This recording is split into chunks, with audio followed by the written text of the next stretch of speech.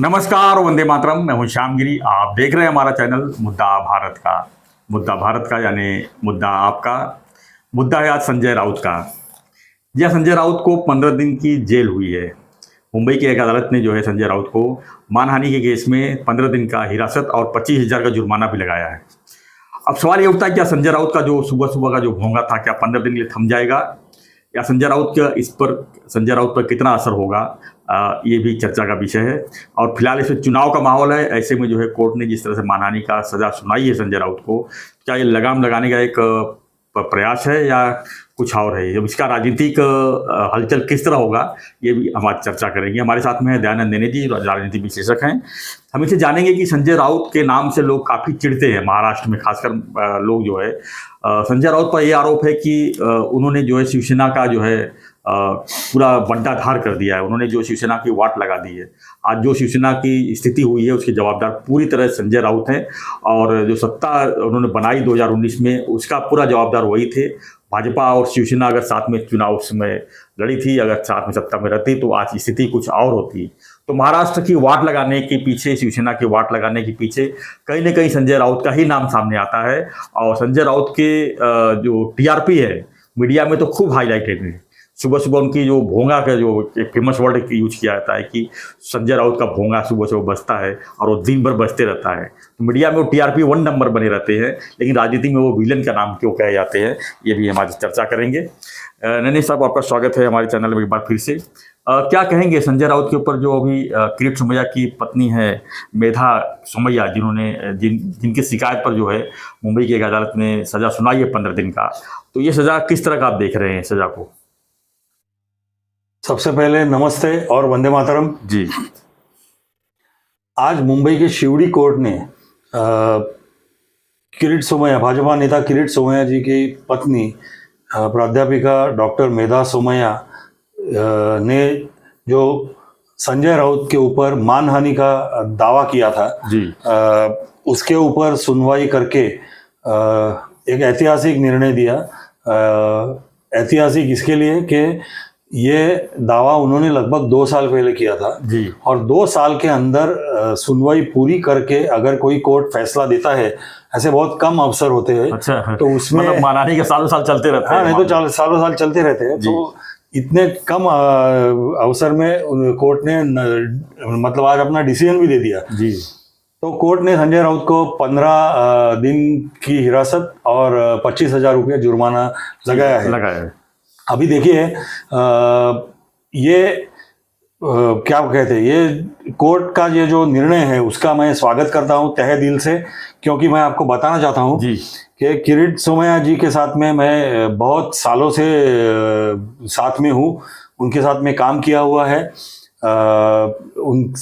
हमारे संबंध भी बहुत ही दोस्ताना है। और जब ये पूरा मैटर चल रहा था 2 साल पहले, उस वक्त भी किरीट जी के साथ में हम थे, और इसीलिए किरीट जी को न्याय मिला, मेधा जी को न्याय मिला। इसके लिए मैं आज तहे दिल से खुश हूँ और कोर्ट का अभिनंदन करता हूँ। अभी संजय राउत का भोंगा बंद होगा क्या? तो बंद नहीं होगा इस मैटर में, क्योंकि कोर्ट का एक दायरा रहता है, उसके नीचे ये सजा है जी। वो दायरे के नीचे, इसके लिए उनको कोर्ट के सामने सरेंडर होना है और कोर्ट उनको बेल दे देगी। और फिर संजय राउत ने कहा है कि मैं आगे अपील करूंगा हाई कोर्ट में, तो वो अपील करेंगे, ये केस चलता रहेगा। पर मेरे हिसाब में से ये जजमेंट, लैंडमार्क जजमेंट इसके लिए है, एक तो वो टाइम पे दिया गया है, because justice delayed is justice denied, ऐसे जो कहते हैं कि अगर कोर्ट ने फैसला बहुत देरी से दिया तो फैसले को कुछ मतलब नहीं रहता है, फॉर्मेलिटी हो जाती है। तो उन्होंने एक तो टाइम पे दिया, और दूसरी बात, महाराष्ट्र में जो एक कल्चर 2019 से 2022-23 तक जो पनप रहा था कि पर्सनल वेंडेटा बोलो या पर्सनल खुन्नस बोलो निकालने के लिए किसी के ऊपर भी अनाप शनाप आरोप करो, और कुछ भी अपने हाथ, पुलिस की पावर अपने पास, सत्ता है तो पुलिस की पावर अपने हाथ में है, तो उसका इस्तेमाल करो और उनको अरेस्ट करके जेल में डालो। ये जो एक नया एक ट्रेंड महाराष्ट्र में पनप रहा था, वो ट्रेंड को ये कोर्ट के जजमेंट से लगाम बैठेगा, ऐसे मुझे लगता है। संजय राउत की अगर बात करें तो सर कि संजय राउत के ऊपर जो आरोप हमेशा लगते रहते हैं, उनकी जो छवि है एक विलन के रूप में दिखाई जाती है कि लोग उसको उनको एक विलन ही मानते हैं। तो इसके पीछे क्या राजनीति, क्या ये राजनीतिक विलन है सही में? शिवसेना का अगर जवाबदार तोड़ने का अगर है उनके ऊपर आरोप, तो शिवसेना अभी तक उनके साथ में क्यों रखी है? उद्धव ठाकरे अभी तक उनको अपने साथ में क्यों झेल रहे हैं? क्योंकि जिस तरह से आरोप तो सभी को पता है कि किस तरह का उन्होंने शुरुआती किया पवार साहब के साथ में मिल के, जो है पूरी सत्ता की तहस नहस की, पूरी शिवसेना के खंड खंड हो गए। और जो आरोप लग रहे हैं, ऐसी स्थिति में भी वो आज वाटा के साथ लगातार बने हुए हैं, इसको आप क्या मानते हैं? देखिए, मेरे को एक एग्जाम्पल याद आता है। लालू प्रसाद यादव जी 1990s में एक देश के बड़े बिहार के मुख्यमंत्री रहे, देश के एक बड़े राजनीति नेता रह चुके हैं। और वो हमेशा मतलब मजाक करते थे। उनके ऊपर भी काफ़ी मीम्स, काफ़ी जोक्स बनते थे। और एक हंसी मजाक करने वाला आदमी, एक जिसे लोग काफ़ी बार बेवकूफ़ बोलो या पागल बोलो, ऐसे पॉलिटिशियन हाँ। तो पर असल में there was a purpose behind what he was doing, there was a design behind every action. आपने जैसे सही कहा, येड़ा बन के वो पेड़ा खा रहा था। तो संजय राउत का भी ऐसे ही है। जो संजय राउत की इमेज महाराष्ट्र में हुई है, वो उन्होंने जानबूझ के बनाई है। अच्छा।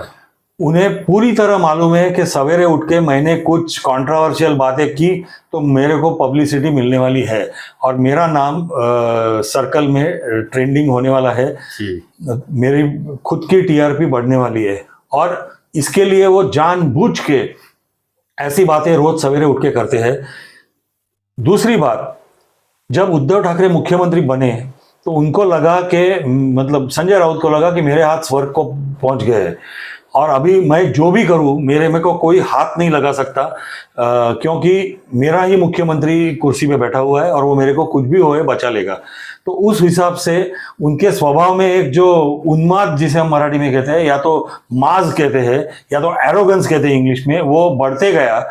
और फिर उसके एक के बाद एक जो सिलसिले हुए, जैसे अर्नब गोस्वामी का हुआ, जैसे कंगना राणावत का घर तोड़ने का हुआ, किरीट सोमैया के हाथ धो के पीछे पड़े थे। ये रोज घोषणा करते कि कुछ भी मैं करूंगा और किरीट सोमैया और उनके लड़के को मैं 2 दिन के लिए जेल में भेज के ही रहूंगा। उसके लिए उन्होंने एक ट्रक डॉक्यूमेंट लेके निकले हुए थे, ऐसे कह रहे थे। हाँ, प्रेस कॉन्फ्रेंस रोज लेते थे। उनकी एक बड़ी फुसका बार उन्होंने शिवसेना भवन में भी प्रेस कॉन्फ्रेंस लेके किया था, जहां पे कागज दिखाते थे, उसके अंदर होता कुछ नहीं था जी। तो ये सब चीजों का भी अंत हुआ है, ऐसे मैं समझूंगा कोर्ट के निकाल से आज का। लेकिन संजय राउत का नाम आते ही एक तो लोग जो है चिढ़ते तो हैं ये लोग, लेकिन आप एक चीज क्या कह सकते हैं कि जो 2019 की जो सत्ता अगर बनी थी महाराष्ट्र में महाविकास आघाड़ी की, तो क्या उसमें उनको सर्वे सर्वा मान सकते हैं? अगर सर्वे सर्वा थे तो उनके भाई भी एक विधायक थे, उनको मंत्रिमंडल में जगह मिला ना, कोई उनको पोर्टफोलियो मिला। यहाँ तक कि संजय राउत भी जो राज्यसभा चुनाव अभी जीते हैं, बड़े मुश्किल जीत पाए हैं।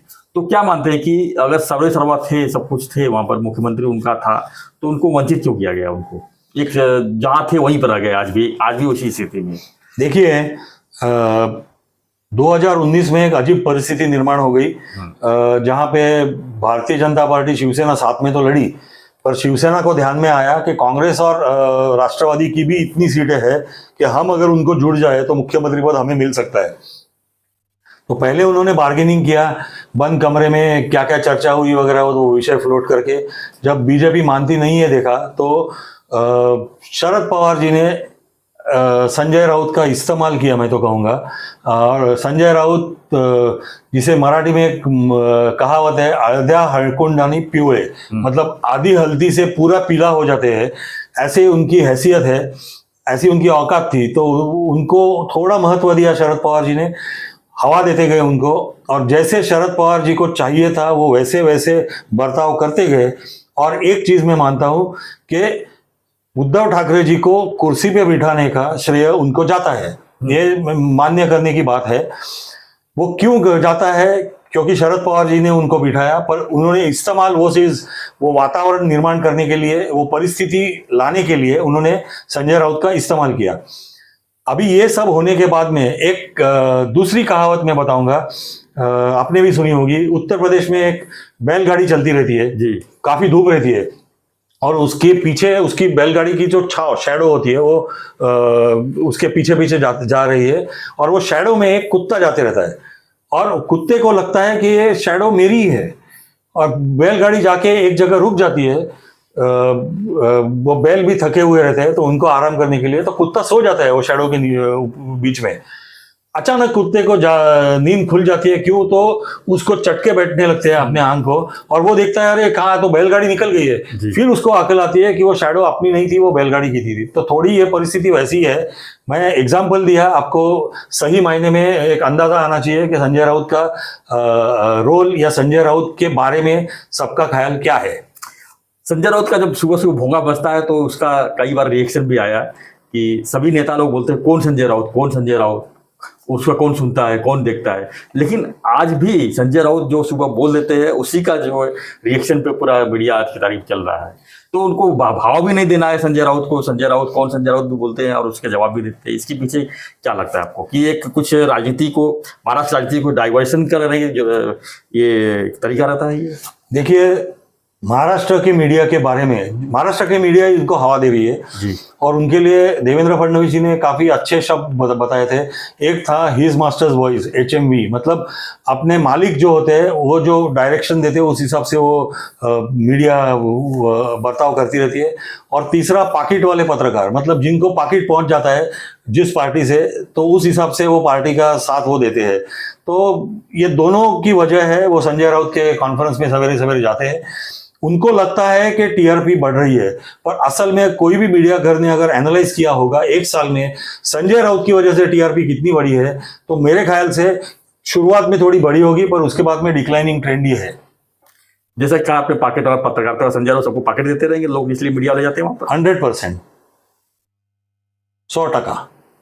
मतलब हर मीडिया में जो उनका खबर चलती है बिल्कुल नहीं चलती। बिल्कुल, ये तो बहुत बड़ा गंभीर आरोप है। तो इसके ऊपर तो और भी कुछ रिएक्शन होना चाहिए फिर। नहीं, देखिए, मैंने जो बोलना है बोल दिया। इसके मीडिया में मेरे भी दोस्त है, सारे दोस्त ऐसे हैं, ऐसे मैं बोलता नहीं हूँ, पर ऐसे लोग जरूर है, उनके नाम भी मुझे मालूम है। पर दोस्ती के खातर, प्रॉपर्टी के खातर, और मुझे कोई पब्लिसिटी के लिए अनाउंसमेंट नहीं करनी है, जो वास्तव है वो मैं जनता के सामने रख रहा हूँ, इसके लिए मैंने ये बात छेड़ी अभी। धन्यवाद मैने जी। तो हमारा चर्चा था संजय राउत के ऊपर। संजय राउत को आज जेल हुई है, उनको एक मुंबई की अदालत ने जो है मानहानि के मामले में 15 दिन सजा सुनाई है, 25,000 जुर्माना भी लगा है। लेकिन क्या इससे संजय राउत का भोंगा बंद होगा या कंट्रोल होगा? चुनाव का माहौल है, ऐसे में जो है क्या स्थिति होगी, इस पर हमारी चर्चा थी। आपकी क्या प्रतिक्रिया फ्रेंड्स संजय राउत के बारे में हमें कमेंट बॉक्स में लिखिए, और ऐसी खबरों के लिए बने रहिए हमारे चैनल में, देखते रहिए हमारा चैनल मुद्दा भारत का। चैनल को लाइक, शेयर और सब्सक्राइब जरूर करिए। धन्यवाद। जय हिंद, जय महाराष्ट्र, जय श्री राम।